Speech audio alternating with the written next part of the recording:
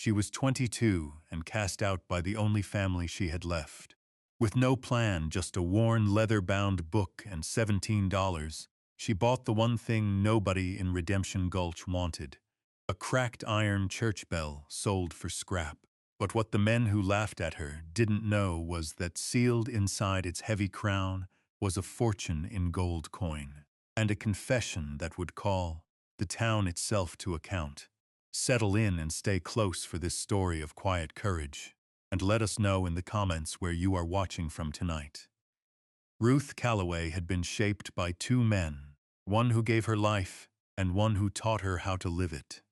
Her father, Thomas Calloway, was a botanist by training and a dreamer by trade, a man who saw the world not as a thing to be conquered but as a text to be read. He had filled a small, leather-bound journal with meticulous ink drawings of alpine flora, each petal and leaf rendered with a scientist's precision and a lover's care. He died, alongside her mother, in the winter of '68, when a fever swept through their small mountain homestead, leaving 8-year-old Ruth an orphan with nothing to her name but that book.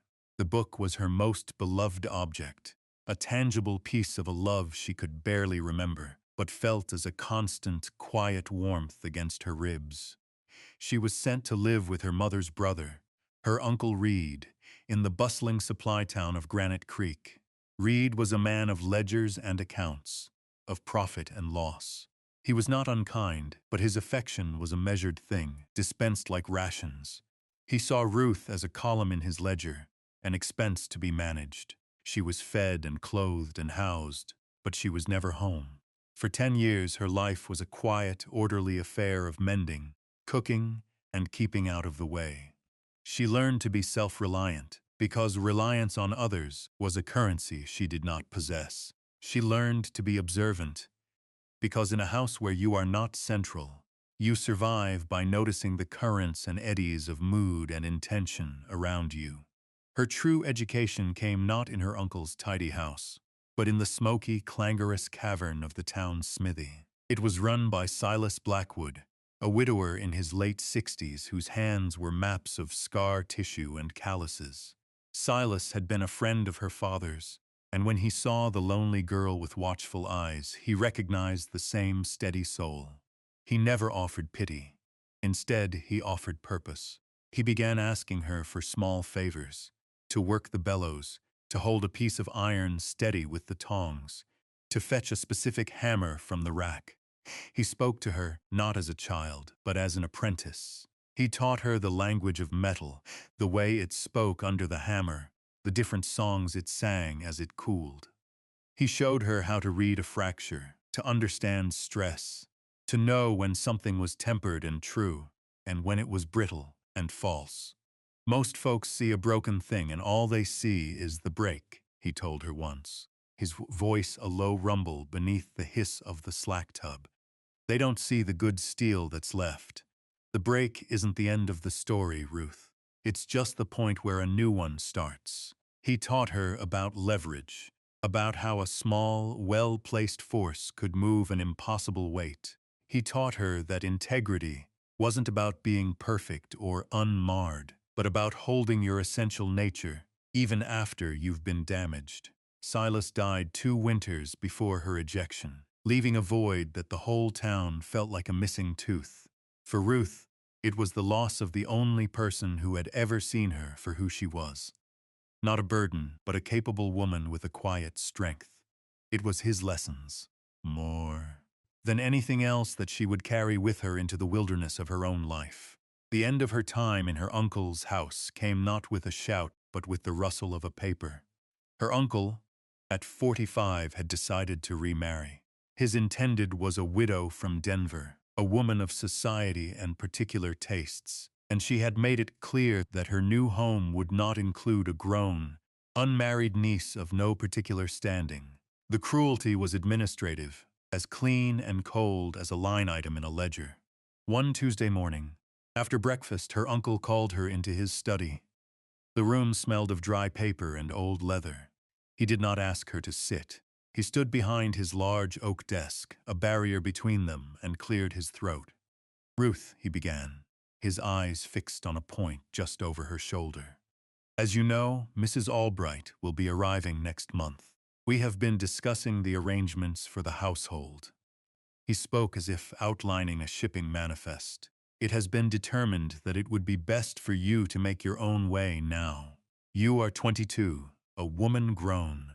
He slid a small stack of coins and a few bills across the polished surface of the desk.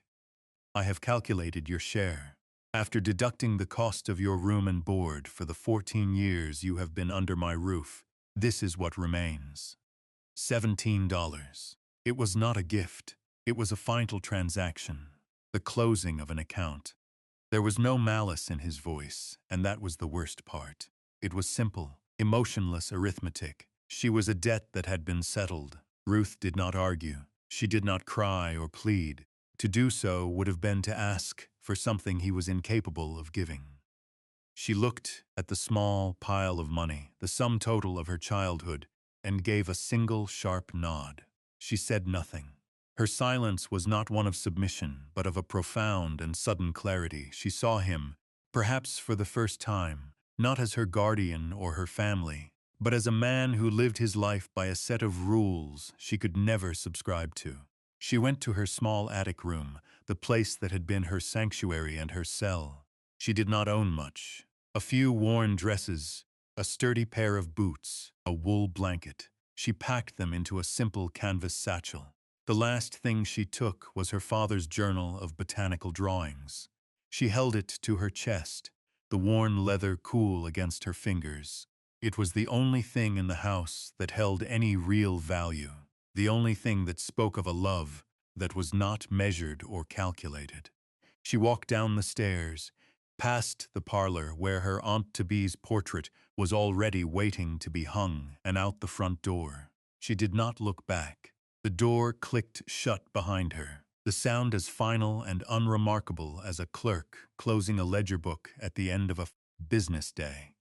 She stood on the street of Granite Creek, a town she had lived in for most of her life, and felt like a complete stranger. She had $17, a book of flowers, and the quiet, unyielding strength that Silas Blackwood had hammered into her. She walked away from her uncle's house and did not stop until she reached the edge of town. The sun was climbing, and the morning air was crisp with the promise of autumn. She had no plan, only a destination, a name whispered to her years ago by Silas: Redemption Gulch. He'd called it a place where things went to be forgotten, a played-out mining camp clinging to the side of a mountain, populated by ghosts and stubborn old men. A hard place, he'd said, but an honest one. The mountains don't care who your father was. That honesty sounded like a balm to her raw spirit. She used $2 of her $17 to buy a place on a freight wagon heading west, deeper into the Rockies. She sat on a crate of tinned goods, her small satchel on her lap, her father's journal tucked safely inside. The wagon lurched and swayed, its iron-rimmed wheels grinding against the rocky road. For 3 days she traveled, watching the familiar landscape of Granite Creek give way to something wilder and more immense. The mountains grew larger, their peaks jagged against the sharp blue sky. The forests of pine and aspen grew thicker, the air thinner and smelling of resin and cold stone. The other passengers, rough-looking prospectors and a tired-looking family, paid her little mind.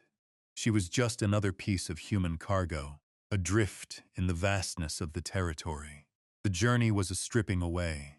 With every mile, the life she had known fell further behind, becoming smaller, less significant.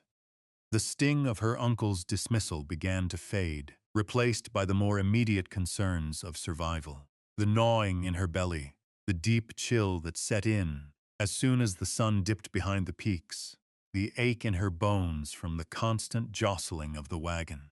She ate the dry bread and jerky she'd bought and listened more than she spoke, gathering information from the chatter of the men. They spoke of claims and veins of silver, of rock slides and early snows, and they spoke of Redemption Gulch. They called it the Gulch, a place on its last legs, a town that had boomed and busted and was now slowly returning to the earth.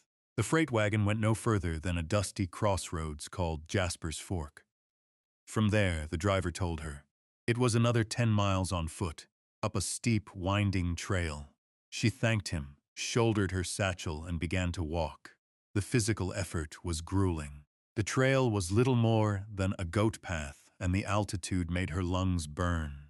But with each step, a strange sense of ownership settled over her. This fatigue was hers.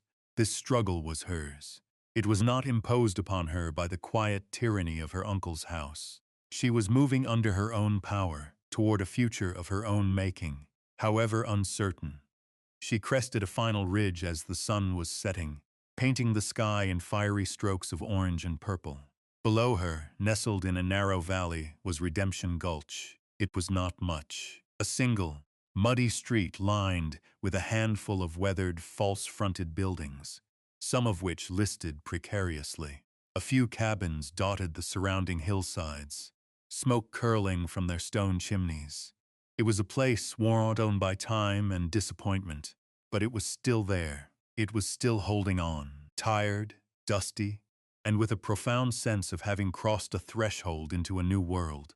Ruth Calloway started down the final slope into town. Redemption Gulch was even more dilapidated up close. Many of the buildings were boarded up, their windows like vacant eyes. The ones still in use seemed to be leaning on each other for support. A saloon, a general store, and what looked like a livery stable were the only signs of active commerce. A few old men sat on the porch of the store, watching her arrival with the incurious stares of people who have seen everything come and go. There was no welcome, but there was also no judgment. She was simply a new fact in their landscape. She spent her first night in the corner of the livery, the scent of hay and horse a strange comfort. The next morning, she walked the length of the muddy street, taking stock. Her $17, now closer to 14 after her journey, felt impossibly small. She needed a place to stay, a way to earn a living. Her attention was caught by a hand-painted sign tacked to a post. Town auction. Noon today, all unclaimed property and scrap. At noon, a small crowd of about 15 people gathered in a cleared area near the edge of town. The auctioneer was a portly man with a booming voice that seemed too large for the quiet valley. He sold off a few mining claims that had gone to tax. A broken-down wagon, a set of rusty tools. The bidding was sluggish, the prices laughably low.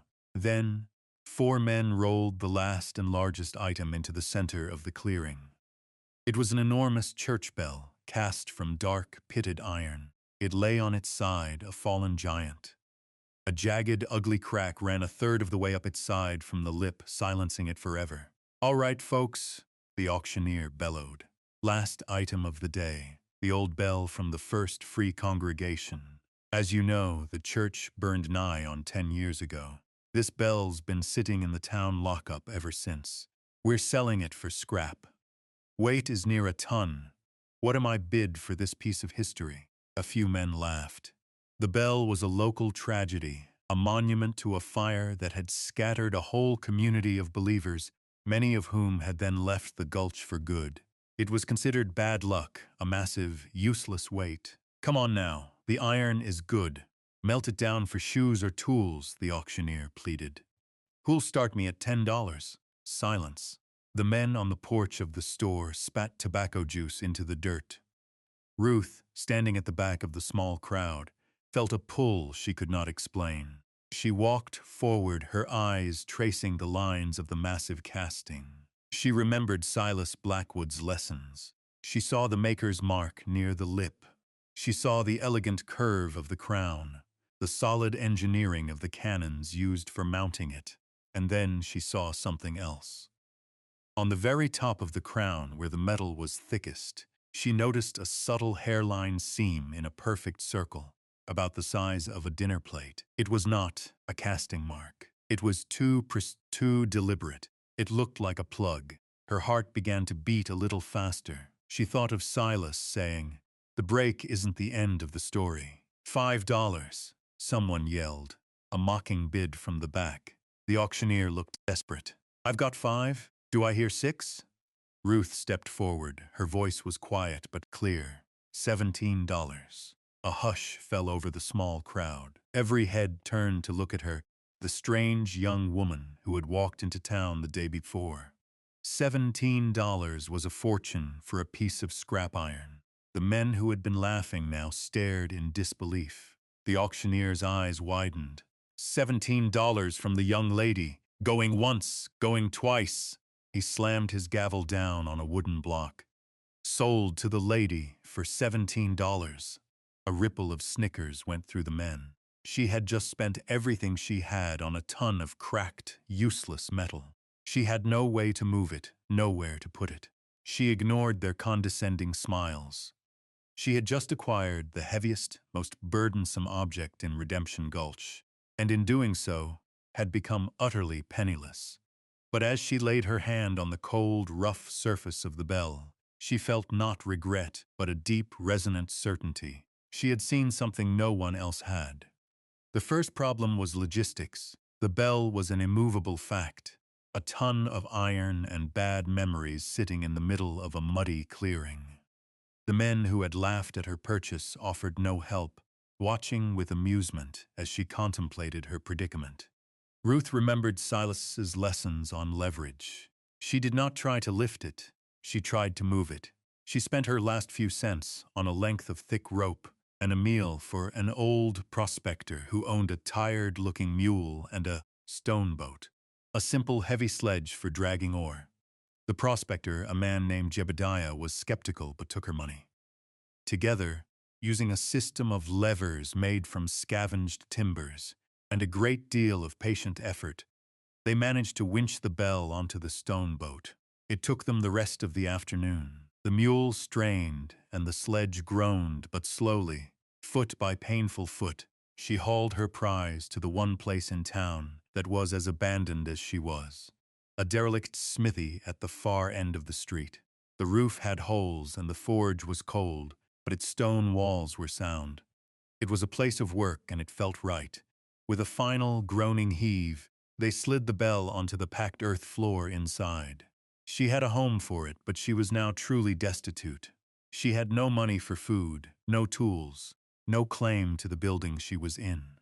All she had was the bell and a secret suspicion. As dusk fell, she lit a single candle she'd found on a shelf. The flickering light cast huge, dancing shadows. Alone in the cavernous, cold smithy, she finally turned her full attention to the bell's crown. She ran her fingers over the hairline crack she'd spotted. It was definitely a plug, sealed with what looked like lead or pitch.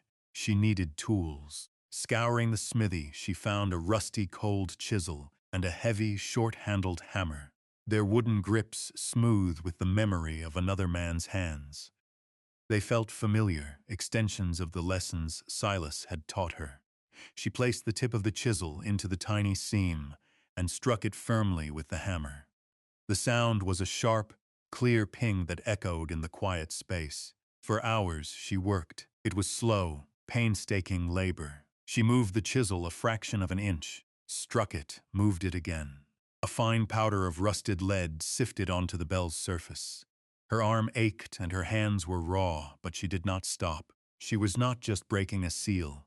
She was chiseling her way toward a new life. Finally, with a low grinding sound, the plug shifted. She put down her tools and gripped the edges of the metal disc. It was heavy, but it moved. She lifted it free. Inside was a hollow cavity, about a foot deep and just as wide, and nestled within it, wrapped in oilskin, were two packages. Her hands trembled slightly as she reached inside. The first was a canvas sack, surprisingly heavy and emitting a soft, clinking sound. She untied the drawstring and poured a portion of the contents into her palm. Gold, not dust but coins. Double eagles, dozens of them, gleaming in the candlelight. A wave of dizziness washed over her. It was a fortune, more money than she had ever seen in her life. She set the coins aside, her mind reeling, and reached for the second package. It was a flat packet, also wrapped in oilskin and sealed with wax. She carefully broke the seal and unfolded the contents. It was a letter, the paper thick and the ink faded but still perfectly legible. The script was neat, precise. It began, "To whomever finds this in God's own time." She held it closer to the candle and read, "My name is Reverend Michael Keene. I was the pastor of the First Free Congregation of Redemption Gulch from the year of our Lord 1865 until this day, October 12th, 1869. If you are reading this, our church has been destroyed by fire, and I am likely dead. The fire was no accident. It was set by men who covet the land our chapel sits on, for they believe it holds a rich vein of silver.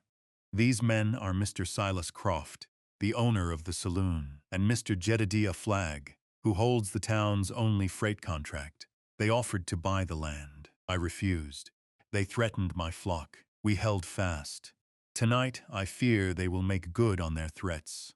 I have sealed the last of our congregation's funds in this bell, $2,000 in gold coin, entrusting it to the Lord's safekeeping. With it, I seal my testimony, naming these men for their greed and violence. I do not know who you are, but I pray you are a person of courage and good conscience. Use this gold to rebuild. Use this truth to seek justice. May God guide your hand. Rev. Michael Keene." Ruth sank back on her heels, the letter shaking in her hand. The cold of the smithy floor seeped into her bones, but a fire was lit within her. This bell was not just a piece of scrap iron. It was a vessel of hope, a time capsule of truth, and a call to action. The men who laughed at her, the powerful men of the town, were the sons and inheritors of the very arsonists named in this letter. She was sitting on a secret that could tear Redemption Gulch apart, or, just maybe, piece it back together. The weight of the discovery was immense. The gold was a shield, a tool, a chance at a life she could never have imagined. But the letter was a sword. The names it mentioned, Croft and Flagg, were still the most powerful in the Gulch. The saloon and the freight company were now run by their sons, men who had inherited their father's wealth and influence, and likely their ruthlessness. To openly challenge them would be suicide. Ruth was a newcomer, a woman alone. She needed more than money and a piece of paper. She needed allies. She needed a community. Her rebuilding began not with a grand announcement, but with small, deliberate acts of construction. First, she secured her position. The next morning, she walked to the general store, which also served as the town's de facto records office. Using 2 of the gold coins, she purchased the deed to the abandoned smithy and the small parcel of land it sat on. The store owner, a weary man named Peterson, barely looked up. To him, she was just a fool throwing good money after bad. But for Ruth, the signed paper was foundation. This place was now hers. With her new security, she began to work. She spent the next few days restoring the smithy. She patched the holes in the roof with scavenged tin. She cleaned the forge, clearing it of years of debris, and repaired the cracked leather of the great bellows. She organized the scattered tools, cleaning the rust from them, sharpening the edges, and arranging them on the racks as Silas had taught her. The work was hard and physical, but it centered her. Each swing of the hammer, each neat patch on the roof, was an assertion of her presence, her purpose. She was not hiding, she was building. Her first ally arrived not with a promise of support, but with a bowl of stew. She was an old woman named Elspeth, her face a web of deep wrinkles. She had lived in the Gulch for 40 years and had been a member of Reverend Keene's congregation. "Saw you working," Elspeth said, her voice thin but steady. "A woman needs to eat." She said nothing more, but she began stopping by every day, sometimes with food, sometimes just to sit and watch Ruth work. Her presence was a quiet vote of confidence. Soon others followed. The old prospector, Jebediah, a different Jebediah from the one named in the letter. A coincidence that felt like a grim joke brought her a broken pickaxe. "Heard there was a smith in town again," he grumbled, though his eyes were sharp and curious. He had seen her haul the bell and respected the sheer stubbornness of the act. Ruth fired the forge for the first time, the roar of the flames a resurrection. She expertly reforged and tempered the pexix head. the rhythmic clang of her hammer on the anvil ringing out through the valley. It was the first time that sound had been heard in the gulch in 5 years. The sound was a declaration. The town had a heart again. Jebediah paid her and spread the word. Small jobs began to trickle in. A bent hinge, a broken shovel, a new set of shoes for a pack mule. Ruth worked diligently, her prices fair, her craftsmanship impeccable. She was earning her place, not with words, but with competence. After a week, she felt she could trust Jebediah. She showed him the letter. The old prospector read it slowly, his face hardening. "I remember that fire," he said, his voice low. "Always smelled wrong to me. We lost good people after that. The heart just went out of the place." He looked from the letter to Ruth, then to the massive, silent bell in the corner. "That bell found you for a reason, girl. What do you aim to do?" This was her moment. "I aim to rebuild," she said, "but not a church, a community." The smithy, once a derelict shell, slowly transformed into the living heart of Redemption Gulch. It was more than a place of business. It became a gathering point for the town's forgotten people. Elspeth's daily visits continued, and she began bringing others with her. Widows and old miners who had been part of Reverend Keene's flock, people who had been marginalized when the Crofts and the Flaggs took over the town's economy after the fire. They would sit on the benches Ruth had built, sharing stories, their quiet conversations punctuated by the steady, reassuring rhythm of her hammer. The bell sat in the corner of the smithy, a silent, potent witness. It was a source of quiet strength for the growing circle of allies. They knew the gold was hidden, a secret war chest for their cause. But more importantly, the bell itself became a symbol of their own resilience, cracked but not destroyed, silenced but still present. Ruth, Jebediah, and Elspeth formed the core of the new council. They understood that a direct confrontation with the Croft and Flagg families would lead to violence. Their power was not in force, but in the truth they held and the slow, methodical application of pressure. Their strategy, devised during long evenings around the smithy's dying fire, was one of economic reclamation. The gold from the bell was their primary tool. They did not spend it on luxuries, but on land. The original plot where the church had stood had been seized for back taxes years ago and bought for a pittance by the elder Croft. It had sat vacant ever since, the silver vein proving to be a fiction. Ruth, using Jebediah as her agent to avoid suspicion, began to buy it back, piece by piece, through a series of quiet transactions with Croft's son, a man more interested in whiskey than in his father's old land holdings. He was happy to sell the worthless plot. At the same time, Ruth used her position as the town smith to build a different kind of capital. She became indispensable. When a critical piece of equipment broke at the livery, she was the one to fix it. When a miner needed custom tools to work a difficult seam, she was the one who could forge them. People began to rely on her. Her name, once whispered with amusement, was now spoken with respect. They called her Ruth the Smith, a title of honor earned with sweat and skill. The community settling was not a single event, but a slow, organic process of trust being woven, thread by thread. One day, a young family whose wagon had broken an axle limped into town. The father, a carpenter named Samuel, had no money for the repair. Ruth fixed the axle in exchange for his labor, in helping her build a proper roof for the smithy. He and his family decided to stay, adding a new skill to the resurgent community. Elspeth organized the women to start a communal garden on a patch of sunny land behind the smithy. Jebediah taught the younger men how to pan for the fine gold that still washed down from the high peaks.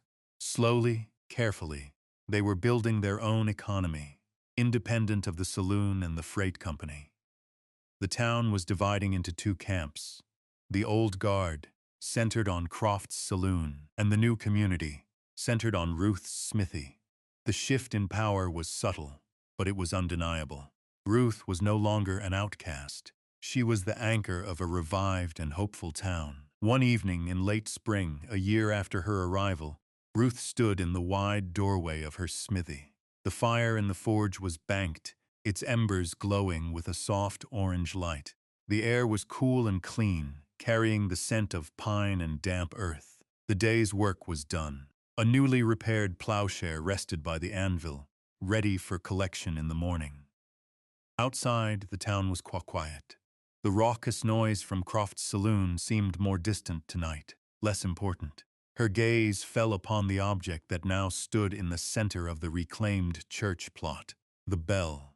With the help of Samuel the carpenter and half a dozen other men, she had built a sturdy timber frame and hoisted the bell into place. It did not hang in a belfry, ready to be rung, but rested on a heavy oak cradle, its cracked mouth open to the sky. It was not a call to worship, but a monument to memory, a silent testament to what the town had endured and what it was now becoming. On her main workbench, smoothed by her own hands, sat two objects side by side. One was her father's leather-bound journal of botanical sketches, its pages filled with the delicate beauty of the wilderness. She had placed it there as a reminder of the quiet, observant love that had set her on her path. Beside it lay a single heavy gold coin, one she had kept back from the hidden cache. It was from Reverend Michael Keene, a man she had never met, but whose faith in a future stranger had given her a foothold in the world.